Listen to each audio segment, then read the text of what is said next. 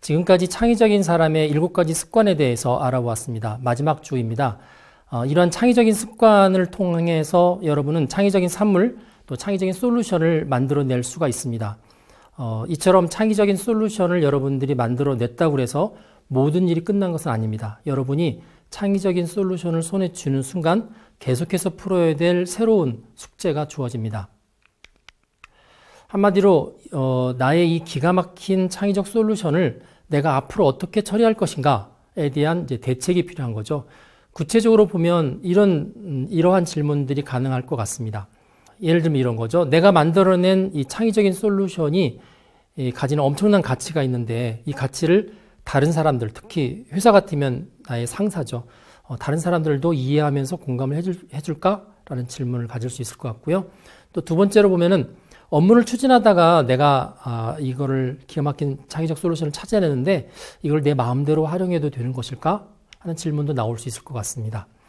그리고 다른 질문을 보면 내가 시간과 열정, 어떤 경우는 내 돈을, 재정을 투자해서 만든 이 창의적 솔루션을 만약에 다른 사람이 내 허락도 없이 무단으로 사용하면 어떡하지? 이거에 대한 대안이 뭐가 있을까? 라는 질문도 가능하고요. 또 나의 창의적인 솔루션에 대한 법적인 보상이나 권리는 어떻게 하면 내가 받을 수 있을까? 이런 질문도 가능합니다.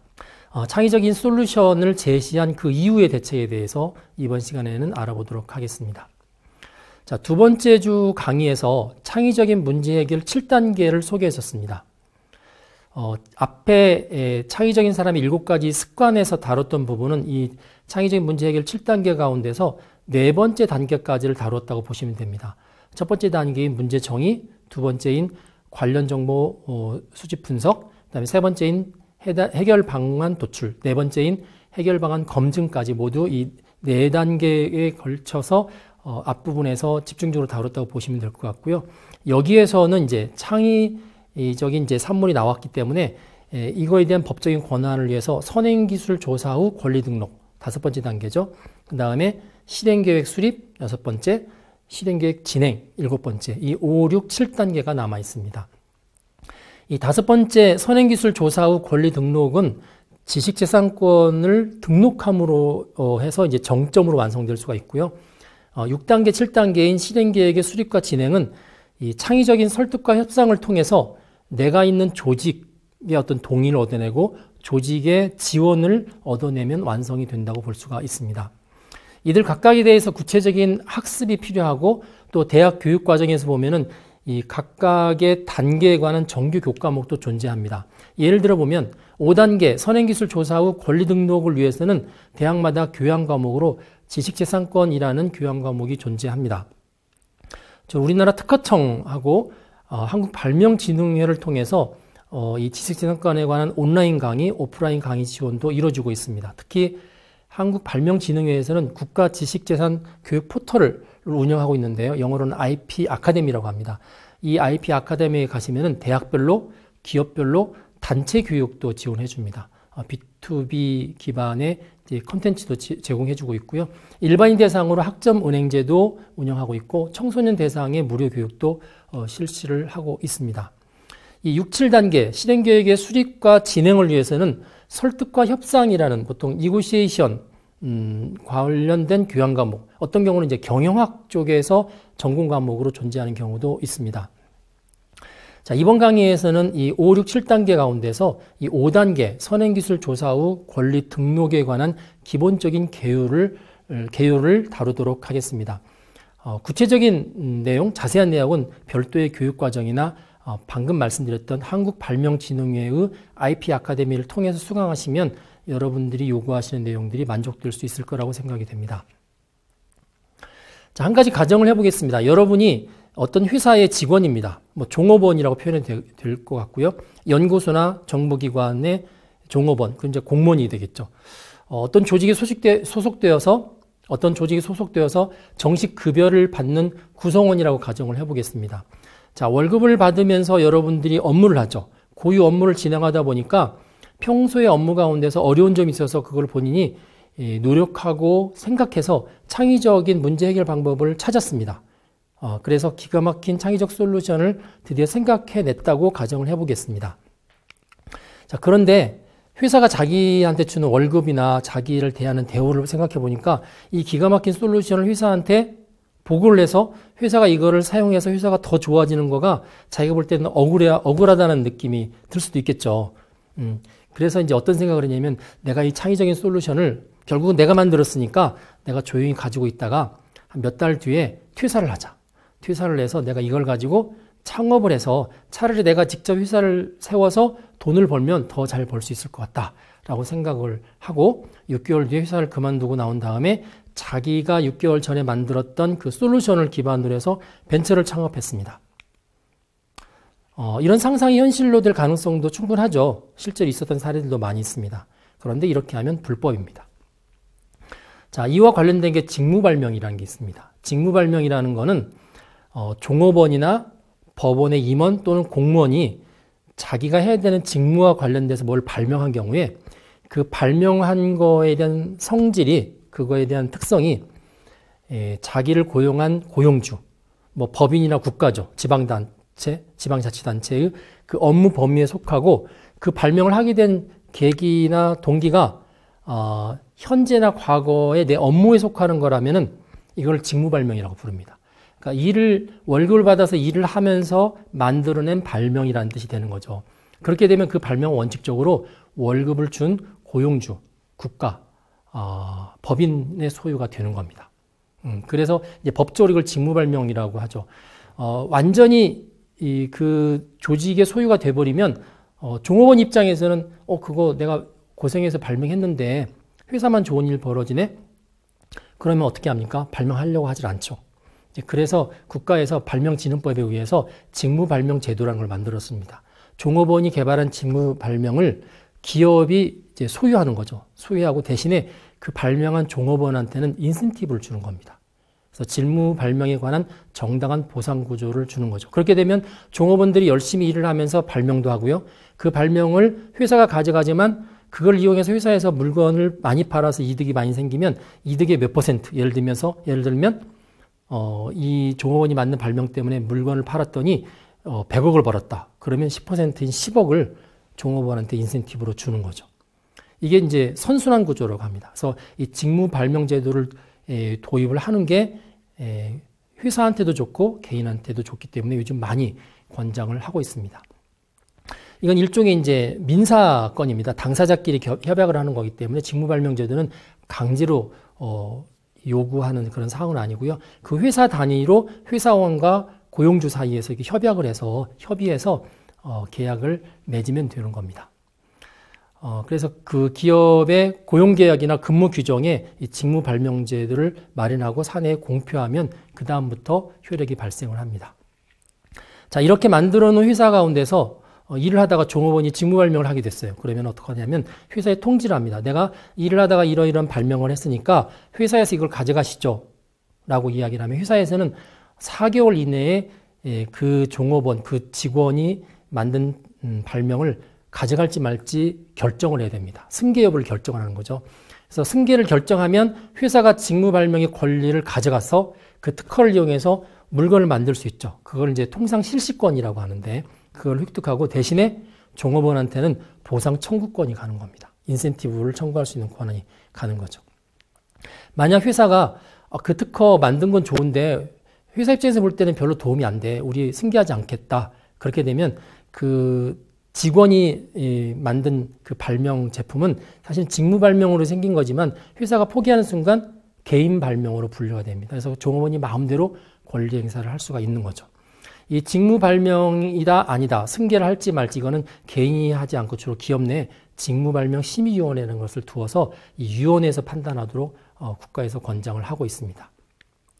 만약 기업이 요청하면 한국발명진흥원에다가 직무발명심의위원회 전문가 초청을 해서 그런 전문적인 지식을 이렇게 도움을 받을 수도 있고요.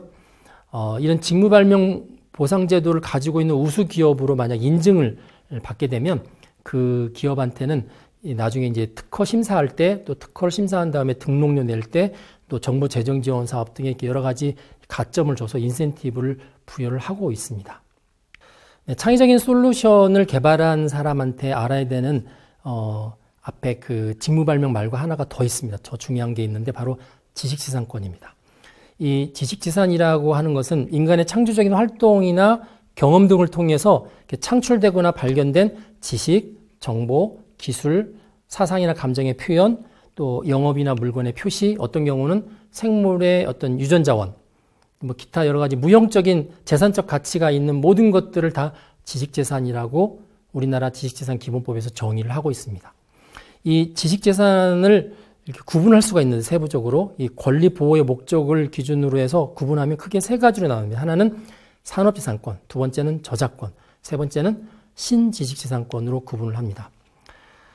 이 산업재산권 같은 경우는 전통적인 재산권입니다. 그래서 우리가 잘 알고 있는 특허, 그다음에 실용신안, 그다음에 디자인, 상표, 이 네 가지가 산업재산권의 핵심을 이루고 있고요. 그다음에 저작권에는 크게 보면은 저작권과 저작인적권이 있습니다.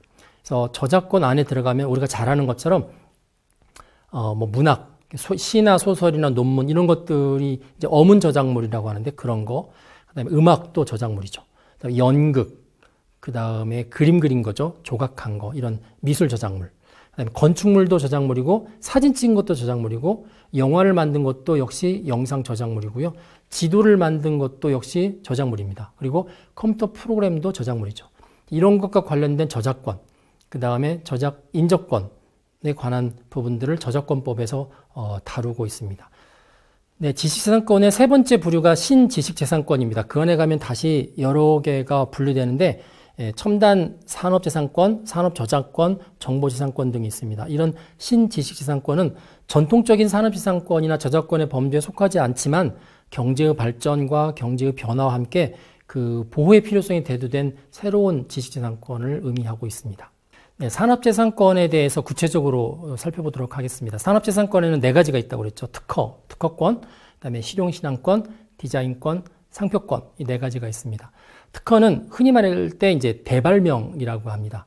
아주 그 발명의 난이도가 굉장히 높은 발명에 속하는 거고요. 실용신안은 이제 소발명이라고 하죠. 그래서 이렇게 사용할 수 있는 주기가 짧으면서 기존의 것을 토대로 해서 작게 뭔가를 개선한 것을 이제 소발명이라고 합니다. 자, 디자인은 말 그대로 물건의 형상에 관한 특별한 권한이고요. 상표는 그걸 구분할 수 있는 뭐 로고라든지 명칭을 의미합니다. 뭐 예를 들면 벨이 이 전화기를 처음으로 생각해냈죠. 그건 이제 특허에 해당이 되고요. 이전에 전화기는 송수화기가 분리되어 있는데 그게 하나로 지금 합해져 있습니다. 그거는 실용신안에 속하는 겁니다. 그리고 전화기의 모양들이 여러 가지 다양한 모습이 나오죠. 그건 디자인에 속해 있고 전화기마다 고유의 상표들이 붙어 있습니다. 그거는 상표권에 속하는 거죠. 이 각각 4개마다 국가로부터 그 권한을 받게 되면 그 남들이 쓸 수 없는 배타적인 기간을 일정하게 받게 되는데 특허 같은 경우는 20년을 받습니다. 실용신안 같은 경우는 10년을 받고 있고요. 이전에는 15년을 했는데 지금은 10년으로 줄였습니다. 디자인 15년, 그다음에 상표 10년. 그런데 이 특허하고 실용신안하고 디자인은 그 기간 20년, 10년, 15년이 지나면 누구나 가져다가 쓸 수가 있습니다. 그 기간에만 배타적인 이용권을 국가가 주는 거고 그 이후에는 누구나 가져다 쓸 수 있고요. 대신에 상표는 10년이 지난 다음에 원래 상표권자가 다시 갱신할 수 있는 우선권이 주어집니다. 그렇기 때문에 계속 갱신해서 10년 단위로 연속해서 쓸 수 있는 그런 특징을 가지고 있습니다. 산업재산권에서 쓰는 용어 가운데서 몇 가지 중요한 용어가 있습니다. 출원이란 말이 있고 등록이라는 말이 있습니다. 내가 특허를 얻기 위해서 특허청에 국가에 신청서를 이렇게 제출하는 것을 보통 출원이라고 합니다. 마치 원서를 내는 거와 똑같죠. 그 출원된 서류를 가지고 국가가 심사를 합니다. 보통 특허 심판관이 이제 데이터베이스를 이용해서 기존의 특허들을 다 검색을 하죠. 그래서 기존의 것 중에서 지금 출원된 내용이 없으면 이제 새로운 특허로 설정해서 등록을 해주는데 이 특허를 새로 등록하는 거는 이제 법적으로 심판이 끝났다는 걸 의미하죠. 그래서 국가가 신청인한테 산업재산권을 주기로 결정해서 권리를 부여하고 등록하는 것을 설정 등록이라고 하고 그 날짜를 설정 등록일이라고 부릅니다. 따라서 특허 출원과 특허 등록은 하늘과 땅 차이입니다. 특허 출원은 아무나 할 수 있고요. 특허 등록은 심사를 통과해야만 얻을 수 있는 거죠. 앞서 특허하고 실용신안 이야기를 잠깐 하긴 했는데 약간 이제 차이가 애매모호하긴 하지만 주로 비유할 때 그렇게 이야기합니다. 연필이 없었던 시대가 있었지만 누군가 연필을 발명했죠. 자, 그거는 특허입니다. 근데 연필이 처음에는 안에 이렇게 연필심, 흑연을 집어넣어서 둥그렇게 깎았는데 책상 위에서 이렇게 굴리다 보니까 자꾸 떨어져서 연필 심이 끊어집니다. 그래서 떨어지지 않도록 하기 위해서 육각형 모양으로 깎았습니다. 그거는 일종의 실용신안이면서 디자인에 속하는 거죠. 그래서 이제 보통 특허는 고도의 발명, 대발명, 실용신안은 라이프 사이클이 짧은 주변 개량 기술, 그렇게 많이 부르게 됩니다. 출원과 등록에 관한 이야기를 했는데 출원을 하든 등록을 하든 특허청에서 고유 번호를 줍니다. 모두 13자리로 구분되어 있습니다. 그래서 특허 출원 번호, 등록 번호가 있는데 이 앞에 보시면 두 자리에 특별한 구분이 있습니다. 이 두 자리는 권리를 의미합니다. 산업재산권 중에서 이게 특허에 관한 건지 실용신안에 관한 건지 디자인이나 상표에 관한 건지 그 외에도 여러 가지가 있거든요. 특허는 10번, 실용신안은 20번, 디자인은 30번, 상표는 40번으로 시작하도록 되어 있습니다. 자, 저작권에 관한 이야기를 잠깐 하겠습니다. 저작권은 저작 인격권, 저작 재산권으로 다시 구분이 되는데 저작 인격권은 그 저작을 한 사람과 관련된 겁니다. 그래서 세 가지 또 세부적인 권한이 있습니다. 공표권. 내가 만든 저작물을 일반 사람들한테 공표할지 말지는 저작자가 고유의 권한이라는 겁니다. 마음대로 결정한다는 거죠. 성명표지권. 내가 쓴 책에 내 이름을 쓸지 말지 아니면 가명으로 쓸지는 역시 저자가 결정하는 거죠. 동일성 유지권. 저자가 저자의 내용을 자기만 바꾸도록 하는 겁니다. 예를 들면 이런 경우가 있습니다. 내가 책을 썼는데 거기에 오류가 있었어요. 그래서 출판사에서 저자의 승인 없이 오류를 바꿔서 책을 다시 내면 지금 방금 말씀드렸던 저작 인격권을 침해하는 게 됩니다. 왜냐하면 틀렸어도 저자가 동일하게 유지할 수 있는 권한이 저자한테 있는 거거든요. 그래서 이런 부분들이 이제 미세하게 안에 들어가면 좀 차이가 있긴 하지만 이런 이제 저작에 관한 인격권이 있고요. 저작 재산권은 실제로 재산 행사를 하기 위한 여러 가지 그 영업에 관련된 그런 행위들이죠. 복제, 공연, 그다음에 배포 이런 것들을 의미합니다. 이 저작권은 이 저작 인격권과 재산권을 통칭하는 건데 보통 저작권의 보호기간은 보통 70년입니다. 원래는 50년이었다가 FTA 체결되면서 70년으로 늘어났습니다. 그래서 저작물을 창작한 때부터 시작이 되고요. 저작자가 살아있는 동안이나 죽은 다음부터 70년 동안 그게 보장이 됩니다. 법인이나 단체가 저작자인 경우는 공표한 해부터 70년 동안이 역시 보장이 됩니다. 자, 마지막으로 이 신지식재산권에 관한 부분을 잠깐 다뤄보겠습니다.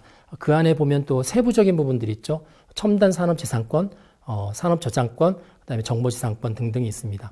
반도체 설계, 여러분들이 보통 IC 칩이라고 하는데 그 칩의 집적도를 높이기 위해서는 설계가 굉장히 중요한 노하우가 되죠. 그래서 반도체 설계. 그다음에 생명공학에서 흔히 말하는 유전자에 관련된 여러 가지 기술, 이런 것들은 새로운 첨단 산업재산권에 속해 있고요.